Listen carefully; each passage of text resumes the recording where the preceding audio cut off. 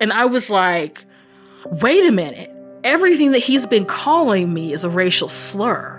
Wow. It wasn't just us just going back and forth and trading insults the way that sometimes kids, at least where I come from, you trade insults, you roast people, you trade insults, right? The dozens. He's saying these things to me and it's mean because I'm Black.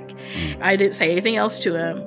I just I backed off. I didn't say anything else to this kid because it was a kid that I liked, that I respected, that I would ever. And it was like, he called me these horrible words. Some of them I hadn't even heard of before until that. So that's some high level racism right there.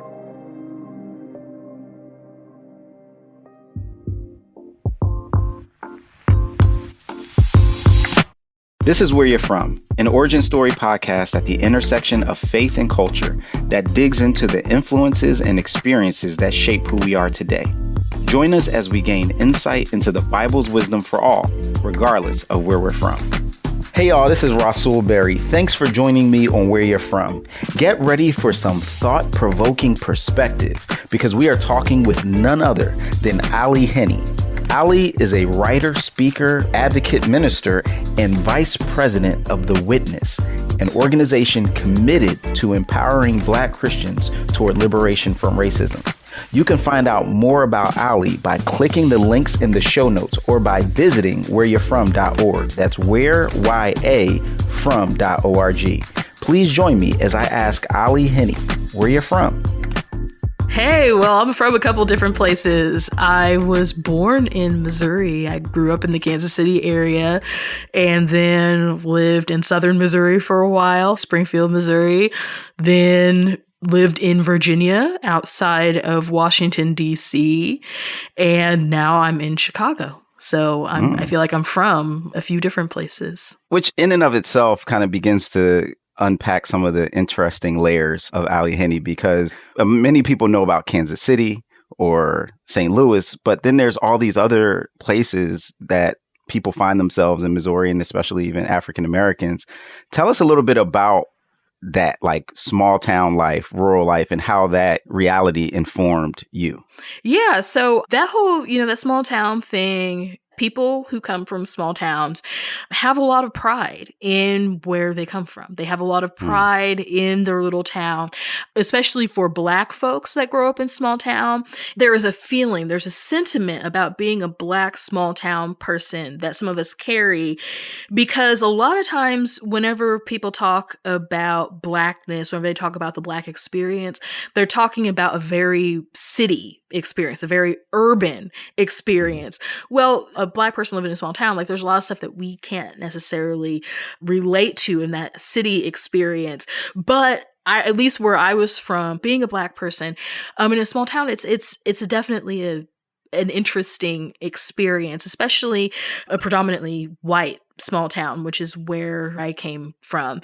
And oftentimes I wasn't my family, we were not the only Black family that lived there. I believe that whenever I lived there, there's a Black community. We had a church. Now I think that there are multiple Black churches, but the Black community was probably about, we'll say 200 to maybe to 300 people, which is still fairly small. So you go into spaces and you're outnumbered. Wait, so let me just make sure I'm doing the math. You're saying around 200 Black people. Mm-hmm. I think that's 1%. Yeah, that's 1% of the population. So really very, very small number of people. So I think about my class in school, we had at varying points around 150 to 200 people.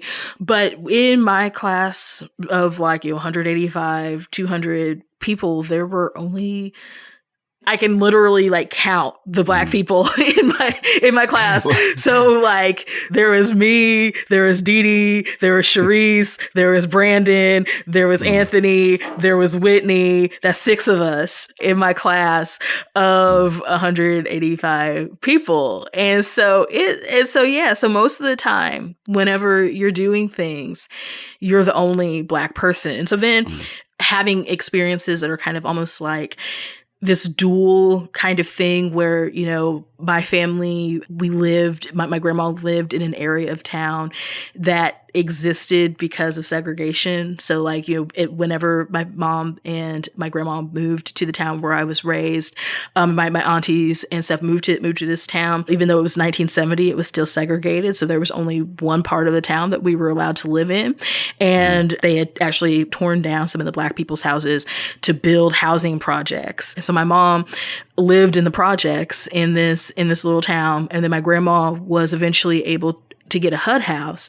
And she got a HUD house on the other street where they were building HUD houses and stuff for Black people. And so a lot of where I existed, a lot of the space that I would call home exists in kind of like this legacy of segregation. It's like a lot of us who grew up in the town were descendants of people who were enslaved by people in the town. So you start doing genealogical research and you see certain last names that Black people have. And then there are also names that white people in the town have. And it's like, I wonder what that dynamic could be about. But at the same time, nobody like really, looks too deep into it or talks too deep into it because you can't, because there's so much there. There's a lot there. That's like a podcast in and of itself. Got it. That's painting quite the picture. That sounds like a recipe for some really difficult and dynamic interactions. But to kind of zone in a little closer to home, tell me a little bit about what your family environment was like growing up. Yeah, so I grew up in what people call like an extended family. So it wasn't just like kind of the dominant culture idea of family is a mom, a dad, 1.5 kids, and a dog and whatever, like, pets, like whatever. That wasn't how I grew up. I grew up in a family that it was my grandma. She was like kind of the main person in the family. And so my grandma had 7 kids. 6 of them survived to adulthood. One of my uncles passed away whenever he was a teenager. He had epilepsy, and so he had some complications with that and passed away. But then my mom was number 4 out of the 7. So my grandma had 3 kids, and then she didn't have kids for like 13 years. And then she had 4 kids. And so the dynamic of that was then it was my mom and then all of her younger siblings that moved with my grandmother to the small town that I grew up in. And so then I grew up with my mom, my 3 aunts. One of my aunts had kids who were around my age, 3 years above, 3 years, twins 3 years below. And then another one of my aunts had a baby that was a baby. He's not a baby anymore, but he was a baby whenever I was growing up. So I'm 9 years older than him. But I grew up in this like kind of large, loud, extended family. So then my aunties, 2 of them, got married. So I had my uncles and stuff around. Then I also had some of the cousins who were from my grandma's older kids. So like my grandma's older kids, they lived in another town. So I had like, we would all get together. They would come around and everything. So I had my big cousins. I had my big aunts, my uncle, my big cousins. And then my sister is 12 years older than I am. So my sister in some ways was almost kind of like a parent too. And then my parents were together for a while. My dad was in the Air Force, and then they divorced whenever I was 7. But I just had kind of like this big, complicated family that I was raised by not just parents, but also by my grandmother, also by my aunties. One of my uncles was kind of like the surrogate dad to me. And my older auntie and uncle, in a lot of ways, they were kind of like grandparents. And so, yeah, it was definitely a scene. It was dynamic, but it was great. I can relate to that so much. Like when I think of family growing up, it was grandma, mom, aunts, uncle, cousins. Like it's all part of the tapestry of our ecosystem of our family. But what was that like for you? Do you have fond memories of that? Yeah, in general, definitely fond memories. Like I feel like that for the most part, my memories of that were good. Faced various hardships and trials and just things that were difficult. People in my family wrestled with addiction. People in my family had issues just with spouses, with lovers, with whatever, just all these different things. In late elementary school, early middle school, my grandma had suffered a stroke, and then she was diagnosed with lung cancer. She had been a smoker for a long time. She had had some health complications because of that. And so she had quit smoking, and she had not been smoking for several years.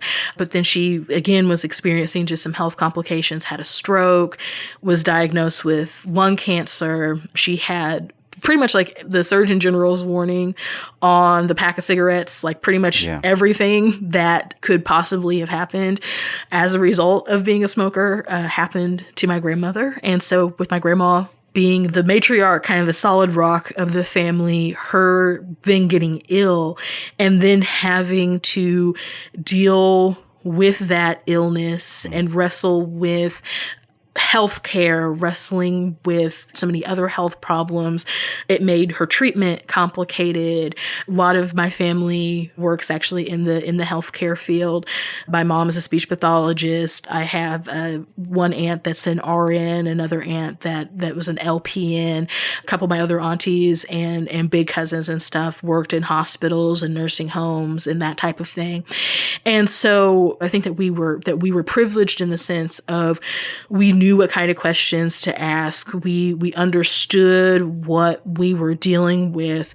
At the same time, you have someone who's very, very sick. And because of where we lived, my grandma, she's the one that was one of my primary caregivers while my mom was at work. And so then she's sick and she's having all these health problems. And like, me and my cousin, one of my cousins actually did physically, that was her address, lived with my grandma. But the rest of us lived there too, if only part-time. I spent probably, it was 50-50 between my formal address where I live. My mom had her own house, but then also my grandma's address. I was there.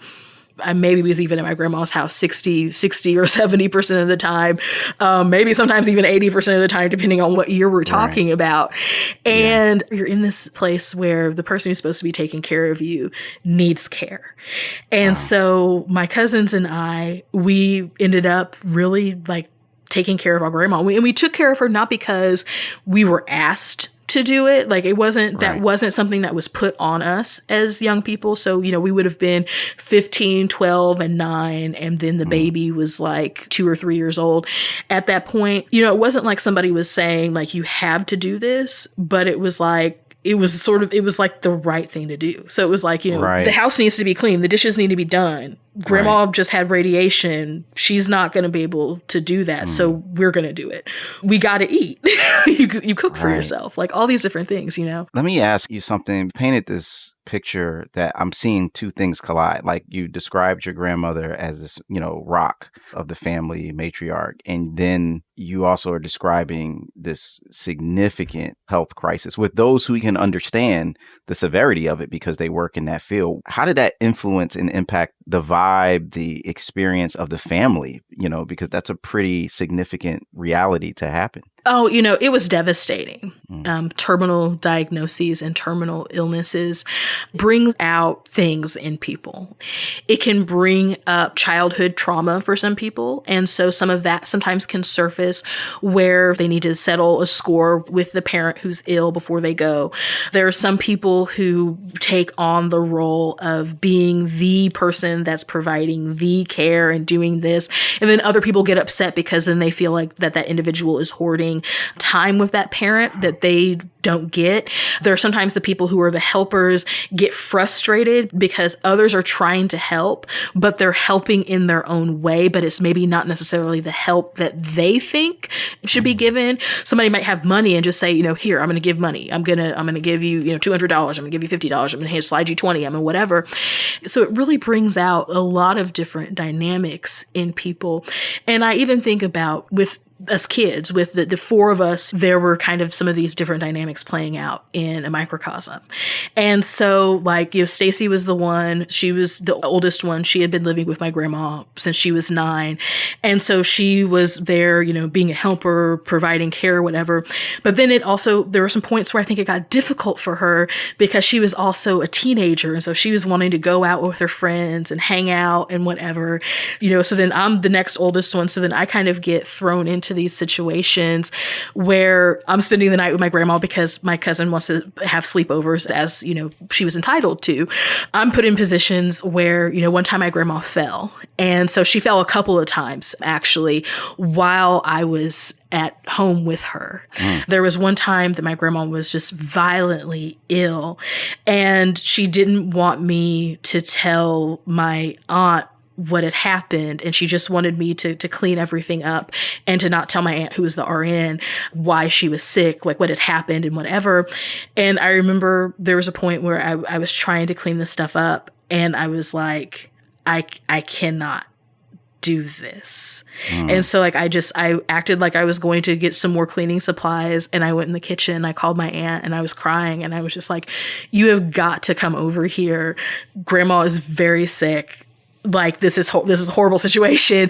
And so my aunt came over.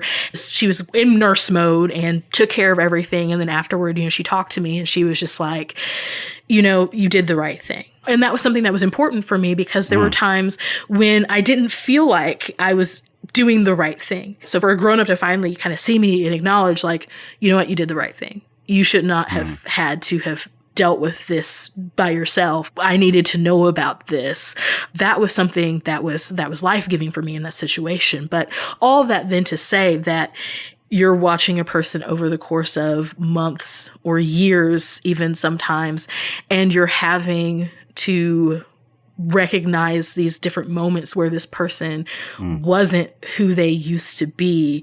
My grandmother, like, she was a very nice, very kind woman, but she was sick and was in so much pain. She's on morphine. She's on mega doses of morphine. So she just would just get cranky. And I remember one time I was just so upset about this.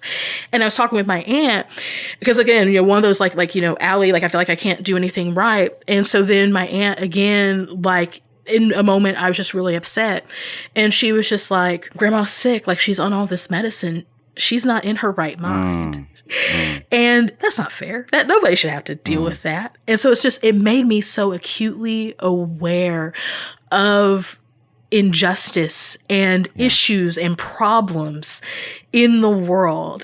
And it made me into a person that wants to fight for that little person, that person who's not seen sometimes. But there were times in that I didn't feel seen. And so in those moments where my aunt, where different people, where I felt seen, that made all the difference. And so that's really what has inspired me and sparked me to be a person that speaks up and fights for the person who maybe isn't feeling like they're being seen. I got to pivot, because so while you have this backdrop of this just epically tragic challenge of caring for the caregiver, like, you also are experiencing life as what you describe a super minority in school. Yes. What was that like? And especially in light of what's going on at home, like, what did school mean for you, and what was that experience for you? So, I'm a bit of a nerd, and so I loved school.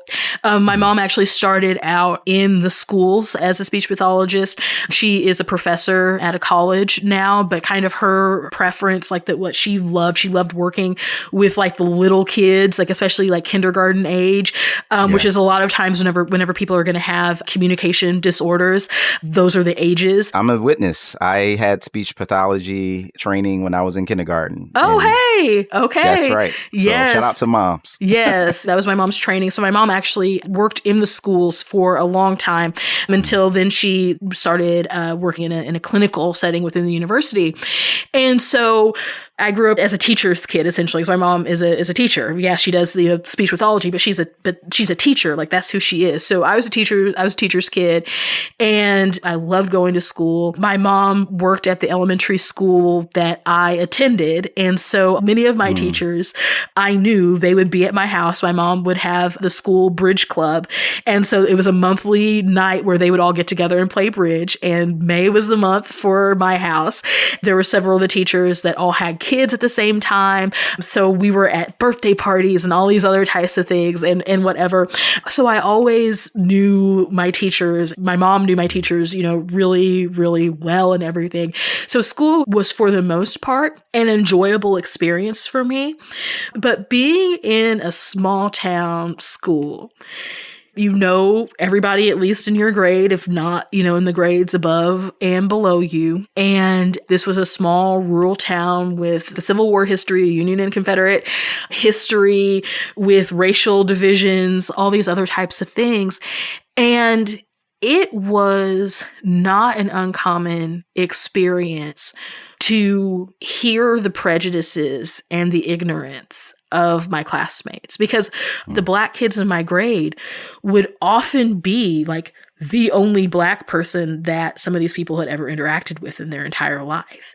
And so I've talked about this with some of the Black kids that I grew up with. I've had this conversation with some of them as adults, and different classes going to the same school at different years, different time periods. We all came away with some very distinct experiences. And so the first distinct experience that a lot of us had was showing up at school and realizing immediately that you are different. I mean, you see white people on TV, you see white people everywhere that you go in town, and you just, but it doesn't register until you show up in that classroom and you're like, oh, wait a minute, these people are different than me. These people don't listen to the same music.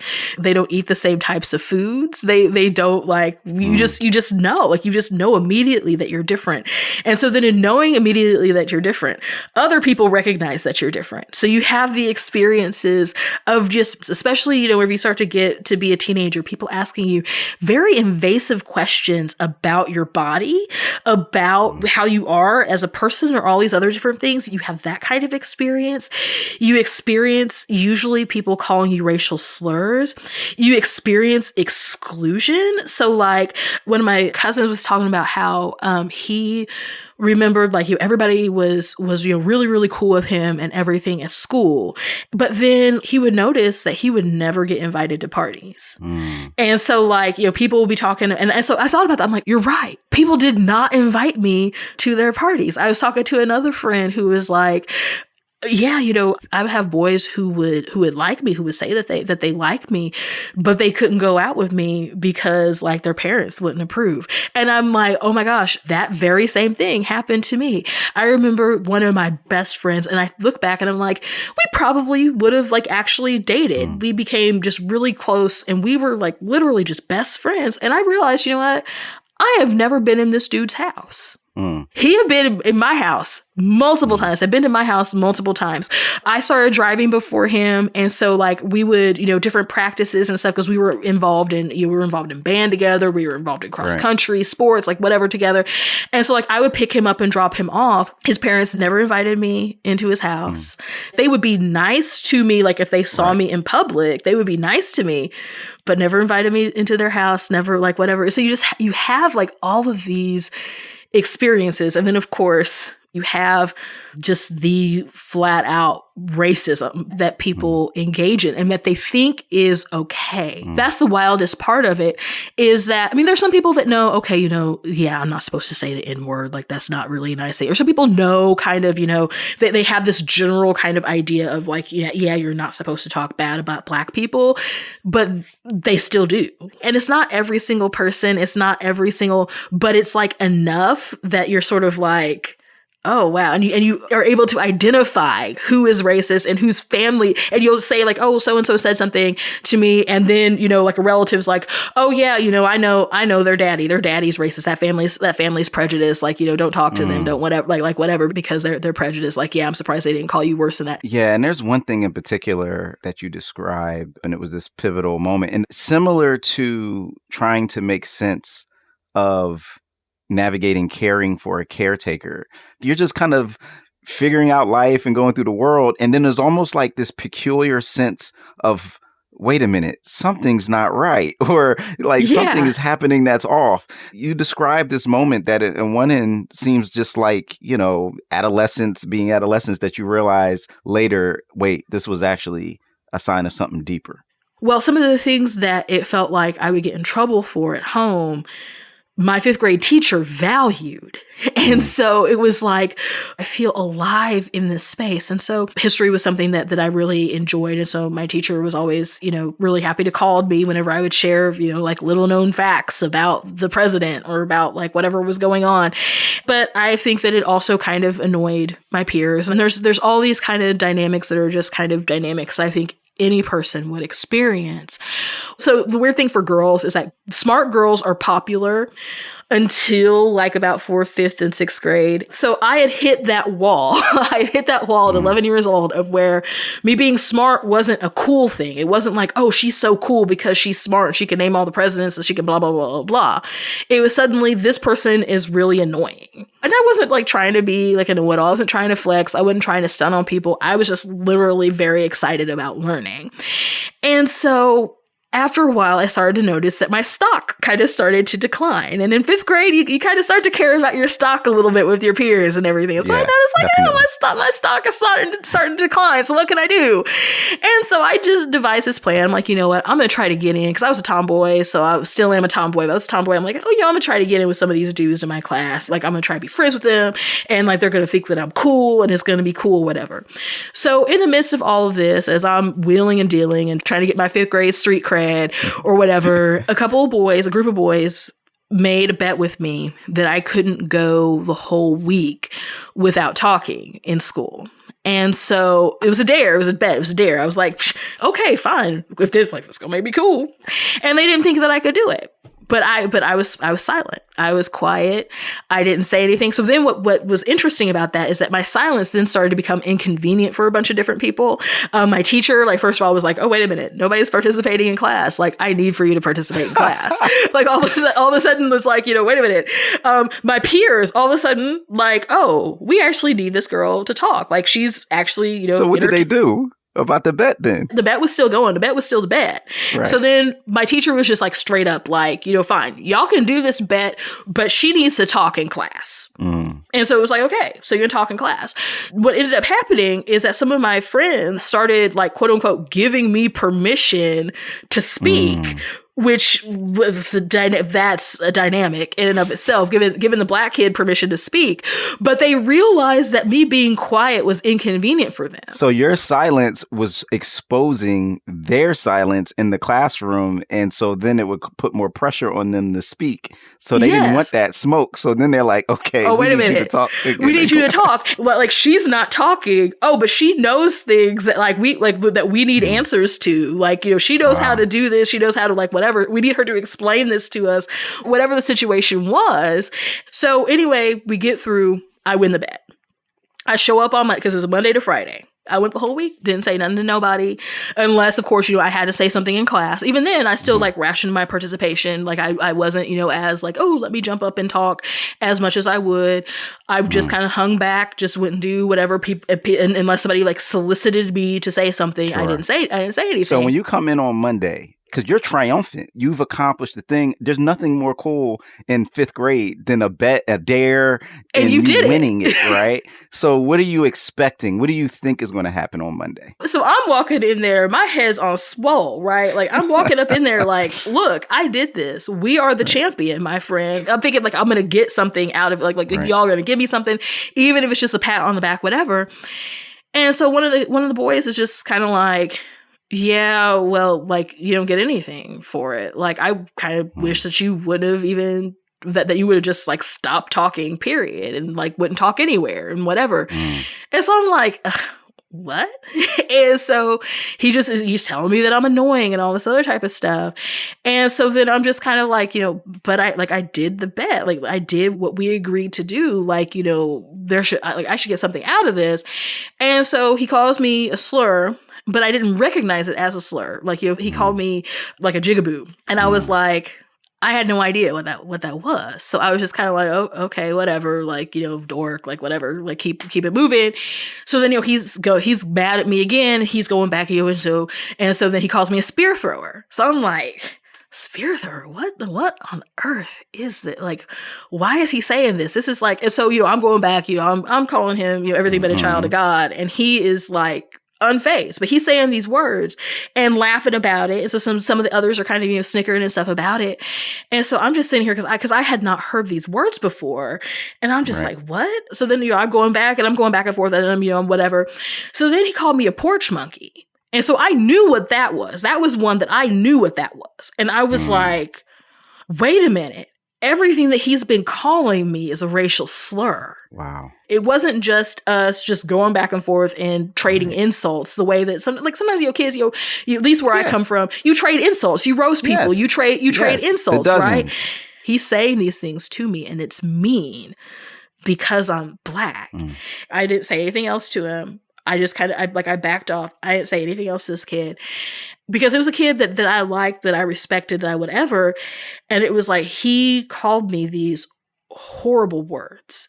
Some of them I hadn't even heard of before until that. So that's some high level racism right there. Right. Which means that he had heard these things before, and not just in passing, but had a certain fluency in his racism. And the fact that was the one thing that he kept going to over and over again. You start to realize, this is how you see me. Yes, there was intent behind it. He didn't want me to talk anymore, and he was using those words to shut me up.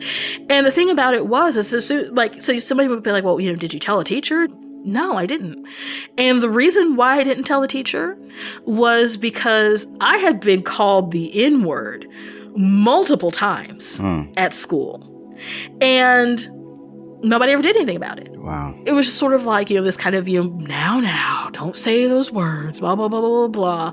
I mean, maybe they had to go to the office. Maybe there was something else that happened. There had been at least one racialized incident that I had experienced in school every single year of elementary school from first grade through fifth grade. And so then it was like, I'm not going to say anything to my grownups about it because, my grandma is sick. I didn't want to burden my grownups. I was going to kind of go on. And that's kind of that's just what you have to do in those situations. In a small town, you just kind of have to go on.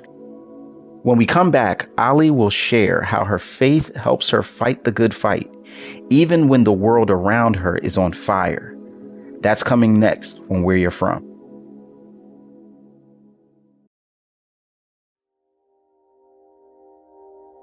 This episode is brought to you by smallgroups.com. Find everything you need to build, grow, and maintain a healthy, thriving small group ministry.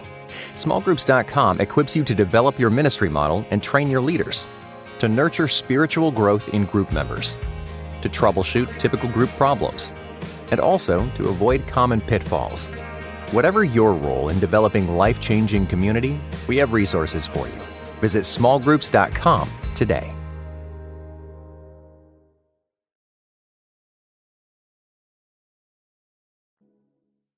What's up, Where You're From listeners? You like free stuff, right? Well, check this out to hear how you can get my favorite set of earphones, Power Beats Pro. I use these when I work out, cook, and when I'm listening to my favorite podcasts, like Where You're From. How can you enter to win the giveaway? Simply fill out our brief survey by clicking on the link in the show notes. Once you do that, you're entered to win. It's just that simple. So won't you do it right now? You'll have until November 7th, the day of the last episode of season 5, to enter. Thanks for listening to Where You're From. Peace, y'all. Hey, y'all, before we get back to our conversation with Ally Henny, I wanted to share a quick teaser from our next episode with Dahadi Lewis. This is Where You're From. At this time, everything is coming at me. This is when Malcolm X was big, Farrakhan was big. I don't know any Christians, but I'm seeing Muslims, the Nation of Islam, like they're in the neighborhood, they're in the places, and I don't see Christians anywhere kind of doing anything. So I remember talking to my mom, and I was like, Mom, I don't understand all these religions. And I was just like, there are all these things. And I was like, so guess what? I'm just going to go together and I'm going to put all the best things of all the religions together, and I'm going to make my own religion. Now let's get back into our conversation with Ally Henny on Where You're From. In the book, at one point, you talk about how prayer has been an important tool for you. When did faith become an important part of your life, and, you know, how that came to be and how that even helped you navigate some of these difficult things? Yeah, so faith has always been part of my life. I cannot think of a time when faith wasn't part of my life. Growing up in the African-American culture, the generation, by generation, I'm an older millennial, and we were probably about the last group of people to really be raised in the Black church. I think that younger millennials and Gen Zers as a whole weren't raised in the church. They aren't churched the same way that we were churched. Right. And so a lot of what I had was like this cultural faith of like, we are God-fearing people. And we would attend church, but we would kind of be in and out of church some just because of different dynamics and different things and stuff going on within the church in our small town. But my grandmother and my aunties and my mom are all God-fearing people. We're all God-fearing women. And I remember the first prayer my mom teaching me was a prayer before a meal. You know, God is good, God is great. Let us thank him for our food. Amen. And my mom, taught me, now I lay me down to sleep, that prayer before bed. And I went to church at different points in my life. My little children's Bible was one of my favorite books. Like there would be times I'd pull it out and I would just be looking at it, and I couldn't read. It was before I could read, but I'd be looking at the pictures and stuff and be looking at the picture of the crucifixion, which was really disturbing to me. It was scary, it was disturbing, but it was also that there was something about it that, like, even though it scared me and it disturbed me, I didn't understand quite until I was a little bit older.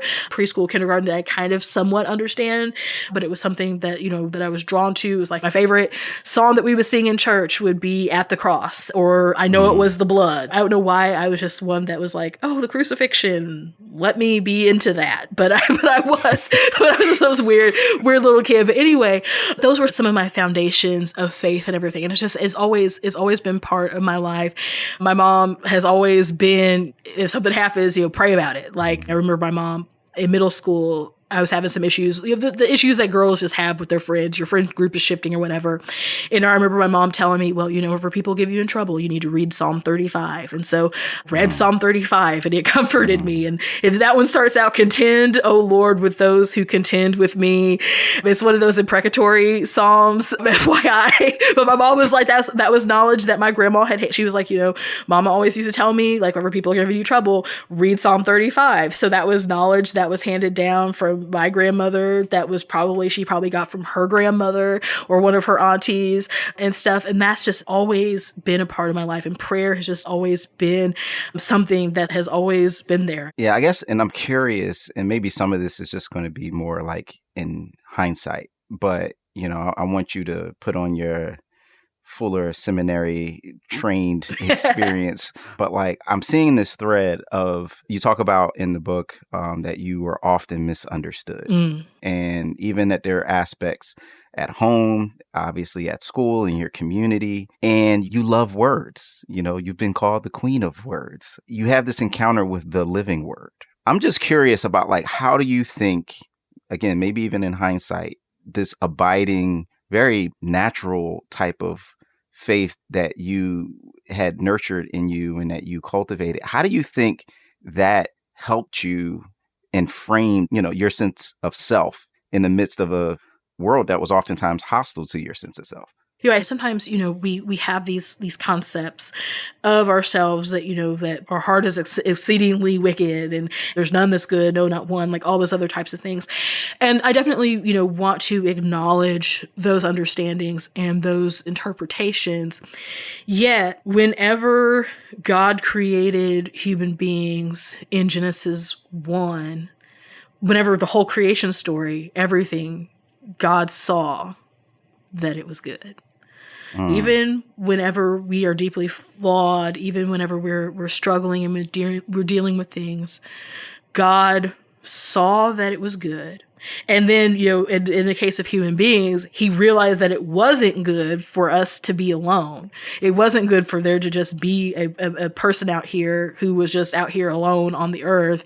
And so I think that all of that then to say that I recognize that, the impulses that God has placed in me to do his will, I have a desire to make those things in my faith, those aspects of my faith, it not just to be a personal, individualized kind of thing, but for it to really be an aspect of the kingdom of God being within me and bringing the kingdom and the reign of God, participating in that kingdom of God, that reign of God. And so then, as my faith has helped me through some of these different aspects of adversity, it has given me something to cling to that is higher than myself. And so while it would be very easy to focus on the difficulty of my situation and the difficulties of the various trials and traumas and tribulations and stuff that I've been through, for me, God has been the person. He wasn't the author of the things that I experienced. I don't believe that. I don't believe that God is the author of our trials. Yes, God is all powerful. God can control everything, whatever. But for me, I don't think that God gave my grandma cancer. Like, I just don't think that God does that. Yeah. I don't think God was like, hey, I'm going to create these horrible situations and put her in them. I think that there's also an enemy, like in Matthew 13, the second parable of the sower, where it talks about how the sower sowed the good seed. And then who came in and sowed weeds among the good seed? It was the enemy. It was the devil. It was the enemy. Right. One of the ways to apply that is that, like, God's out here sowing good, but there's somebody else. God's out here. His intent is for stuff to be good. But there's somebody else out there who does not want good. And so they're sowing all this other type of stuff in there. So I realized, look, God didn't want that. God didn't want my grandma to get sick. God didn't want me to experience all these different traumas and things. We haven't even talked about some of the things that I've experienced in white evangelical adjacent, because I was Pentecostal, so evangelical adjacent church spaces. Right. And God wasn't the author of that, but I realized that God can use that. I love what you have said. And by the way, I'm so glad that you did not remain or decide to shut up, because you have a lot of important and insightful things to say and a great mind to synthesize. But the one thing that I'm hearing you kind of draw together in that response, and even in Psalm 35 that you quoted, when, that imprecatory prayer, contend, O Lord, with those who contend with me, fight against those who fight against me, that there's something that it seems like you picked up that understood that the mere fact that God would contend for us was a counter narrative, or revealed a counter narrative to those who were saying that you didn't have that worth and that your voice didn't matter, because God would not contend for somebody who isn't worth anything. And so there's something that you embraced and picked up on that has kind of continued to be a light. And yet at the same time, that's not just for you, but it's because he's put us on here to do stuff. And so when we talk about the kingdom and we talk about justice, you make this quote in your book that I just thought was really interesting. And you're right. Black people have chosen to worship a God who promises freedom from oppression. And I refuse to see something to whiteness that didn't start there. So, this idea and this vision for racial justice, like, it doesn't all come together, just when you hear that slur in fifth grade. But you talk about how even events, one of whom are known around the world, that happened in Missouri a few years ago, really helped catalyze your own understanding of the injustices in the world and God's call on your life to do something about it. Could you tell us about that? Yeah. So Michael Brown was killed August 9th, 2014. My oldest daughter was 3 months old, getting ready to be 4 months old in a few days. And suddenly the world just kind of felt like it was in upheaval. I lived in Virginia at the time. I was a new parent to a biological child I had fostered for several years before that. But I was recovering from a cesarean section, had this precious little baby who thankfully started sleeping through the night at 2 months old, so I wasn't completely sleep deprived. But had this new person, this new life that was making all these demands on my time and attention and everything. And so I watched a lot of Downton Abbey, cleaned a lot of baby stuff off of clothes. Babies, they come with a lot of stuff. Babies are very messy. And so you're always doing a lot of laundry. But anyway, I was watching Downton Abbey on repeat. And in the midst of this, I saw on Twitter that there was a young man who was killed outside of St. Louis in Missouri. And of course, that's something that hit close to home. I'm from Kansas City area, but St. Louis, I see the arch whenever I go home still from Chicago. I was watching just some of the different reports and stuff the things that people were saying, the commentary and stuff that was happening on Twitter. And I was like, oh my goodness, this sounds horrible. And as I'm following the different hashtags, kind of reading some of the discourse, I'm like, this is not just bad, this is really bad.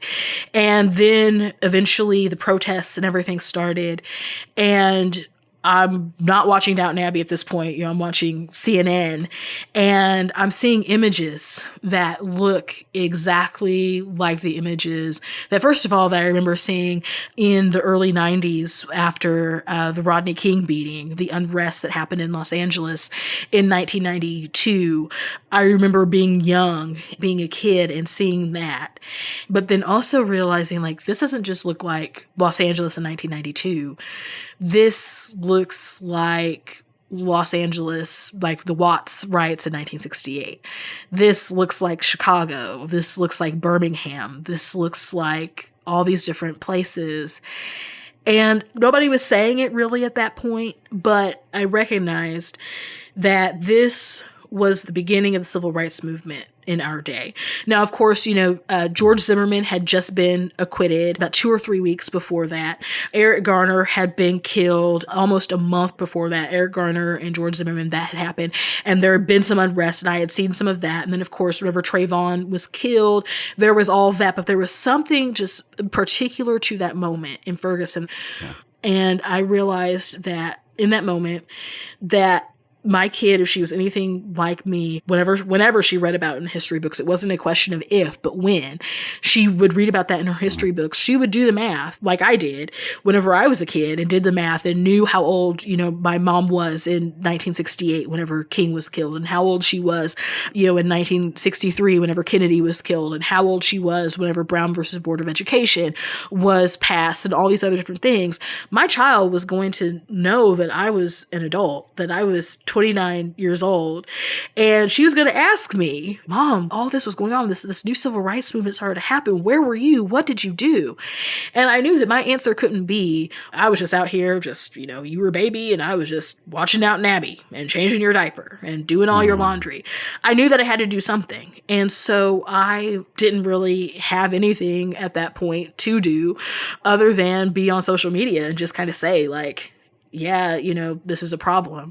And what you're seeing here is the outworking of years and decades and centuries of injustice, and just trying to explain to people, like trying to be like black grievance whisperer for some of these white people out here, just trying to say something. Because of course, being from Missouri, it was something that hit close to home for a lot of people. And so they were scared. And then people were saying some of the most horrible and most vilely racist things. And these are people, a lot of the people at that point that I was friends with on Facebook were people that I had attended church with whenever I was in college, whenever I was, a young adult, people that I knew. I was their kids' youth pastor.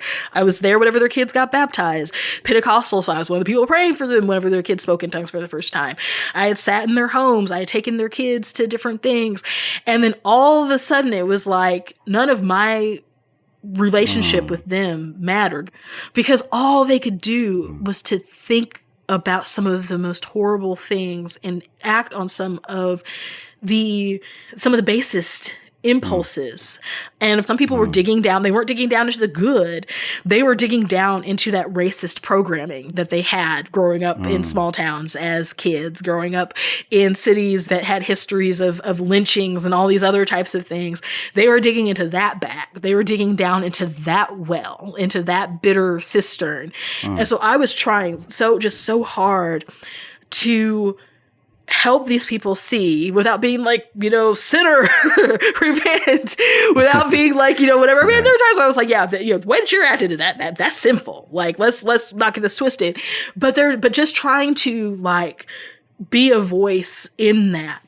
And so push came to shove. I realized that people started listening to things that I was saying.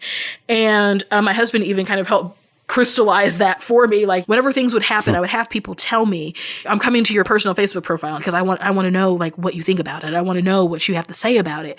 I'd always been a writer. That's something that I just had always done since I could write. And some people think that my writing is worth reading. And so I realized like, oh, this is something that I can do. I can write things that help explain, that help to talk about, that help to bring to light, that help to uncover and expose, that challenge people, that pushes people out of their comfort zone.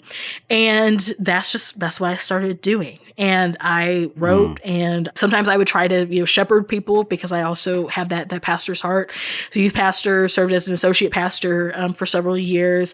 One day we'll pastor again, Lord willing, whenever I'm ordained in the Episcopal Church. We'll see what God does with that. But that's just what I default to. So it's like I'm trying to not just tell people off, but I'm really, really trying to help people, help my friends understand why this hurts. And I kept doing that and kept doing it, and experienced adversity in doing it, lost friendships, lost people, lost communities, lost a lot of different things. And I will continue to do this until, the Lord is like, hey, you're done with that part of your life. There are things that I would not be able to do if it were not for the Lord. There were times whenever I wanted to give up. There were times whenever I wanted to just be like, I'm not doing this anymore, whatever. And the Lord was the one who kept giving me the words, who kept pushing me, who kept encouraging me, the Lord, and then the Lord through others in my community, just really pushing me, really spurring me on and encouraging me to live into whatever this calling really, whatever it is, but what it looks like, the manifestation of that in terms of writing and speaking and teaching and educating. It's work that I really feel like that the Lord has brought me into. And so I realized that the Lord has brought me into the work. It's not been people. And so the Lord is the one who can also take me out of the work. And at whatever point he decides to take me out of it, okay. One of the things that was the most touching for me in your book, I Won't Shut Up, is 3 acts, and it kind of moves through your story and making some poignant insights. And before you get into the practical side, in Act 3, it has this intermission, which is a letter to my children. And you're right, I'll just pull out a couple lines. To my most precious and most special children, Ezra and Lysander, you might be wondering why I wrote a letter to you and why I put it in my book. I wanted to put a letter to you into my book because you two are the reason why I am writing. And then you go on to say, I hope that one day when the opportunity comes, both of you will be able to use your voices to stand up for Black people's rights and help them lead our people to freedom. No matter what, I'll always love you both. I'm proud of you and know that our ancestors are proud of you too. May our Lord Jesus Christ always lead you, and may his Holy Spirit always bring you comfort and peace. Love, Mommy. I ain't going front. I had a hard time keeping the dust out of my eye reading that. Very moving, very touching. Tell us a little bit more about not only how you found your voice, but also developed a passion for your daughters finding theirs, and what's it been like on the other side of it now that the book is out and, and you've had opportunity to talk to them? Yeah, it's been great. I have read that part of the book to them. My kids have been very kind of excited about like, oh wow, mommy has a book, and they whenever it came and they actually got to see it, it was like, wow, because we love books in my family. We are a book family. We are a public library. Like my oldest actually was upset because she had to do the dishes. She had to put the dishes in the dishwasher before she could read her book, and we had some big feelings that we had to work through. But it's like I wanted to include that because I wanted to include them in it, because me doing any of this, me having any of the things that I have is because of them. It's because I wanted to try to make the world a better place for them. And I realized, that the world will hopefully be a somewhat better place, but the way that things are going, the world might not be a better place in my lifetime. There are things that I might not see in my lifetime. There are things that even my kids might not see in their lifetime. But I try to do this with them just in life, in equipping them to be able to stand up for themselves and and not just, we can talk about injustice like racism and that, but even just being able to stand up for themselves in life, to be able to stand up to bullies, to be able to stand up to people who are unkind and who don't take care of people well. I try to instill in them to be thoughtful and to be concerned about others and to exercise that care for others. I really try to give voice to that desire, because it's one thing to write something down, right? But it's a whole other different ideal to live them. And so, my kids have seen me, going to protests. Whenever I first moved to Chicago, that was like literally that week was the George Floyd. So we weren't even unpacked good. I had a lot of cardboard to be able to make protest signs with. My kids, saw me going to the George Floyd protest. My kids saw me going downtown after Kyle Rittenhouse was acquitted. They've seen me show up in that space. I try to model that for them, but I also try to model not just like the protests and the activism, but also the gaining knowledge, the teaching, the preaching, all those different types of things. I really try to involve them in as much as I can, as much as is appropriate. They know what I do, but they don't quite understand it. They're not quite at the age where they will fully understand it. But I want people to be like, oh, wow, my mom was like, yeah, she was really out here. She was kind of like, protesting, and she was working like with community groups, and she was preaching, and she was educating people, and she was doing all these types of things. Like, I want for them to recognize that like later in life, like what they got to see and what they got to participate in to some small degree, but for them to just be them and our family to just be our family, and for them to know our family's values, but for it to not be like such a thing that they take it for granted, like what they are experiencing in the life that they're living. Well, that's beautiful. And in addition to being an author, you also are the vice president of The Witness, a Black Christian collective. And I'm just curious, like, how does this drive and this calling to use your voice for the marginalized, how does that play into this role and assignment you've taken on with The Witness? The Witness has been a good opportunity for me to really be in that space and really be bringing people together, helping Black people to be able to encourage them and educate them and empower them to be able to experience an embodied form of liberation. And, the Witness exists to address the core concerns of Black Christians. We focus on justice and stuff a lot because our work has necessitated that. And so then speaking to those things from a decidedly Black, decidedly Christian perspective. And it's been good to then be able to kind of craft and cultivate what that looks like, and to be able to speak to issues that people are dealing with, and even giving voice to some of the experiences that people have.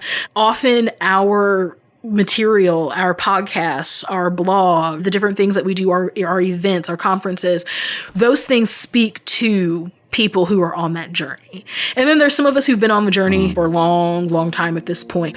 And we have things that hopefully speak to people who are figuring out that journey. We had a campaign a few years ago called Leave Loud, where we were really encouraging Black Christians that if they were going to leave these spaces, these churches, these ministries, whatever, where they were being harmed, to not just do so like you kind of go out and turn around and go and whatever, but to actually name what was happening to them. Because so many times we suffer our pain in silence.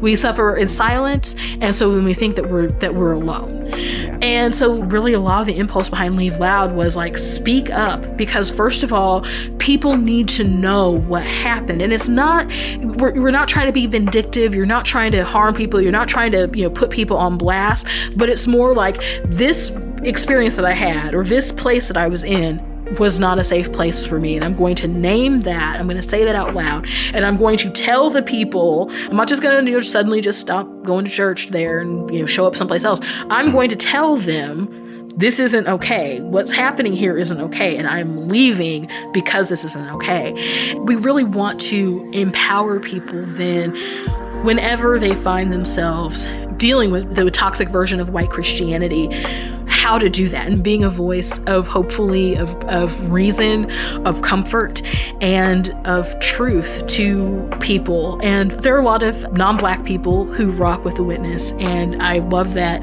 But we really, want to create something that's by us and for us, and is a space that feels like they can receive the healing, the refreshing, the different things that they need, even as they maybe, might feel called to some of these spaces and they're making a difference.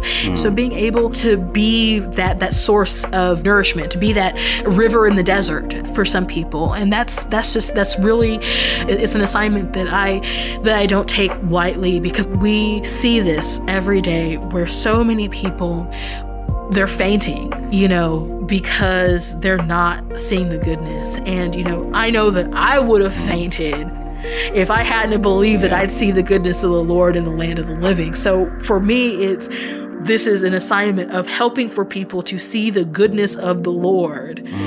And I think of also, Isaiah 40, helping people to mount up on wings like eagles, so they will run and not grow weary, walk and not faint.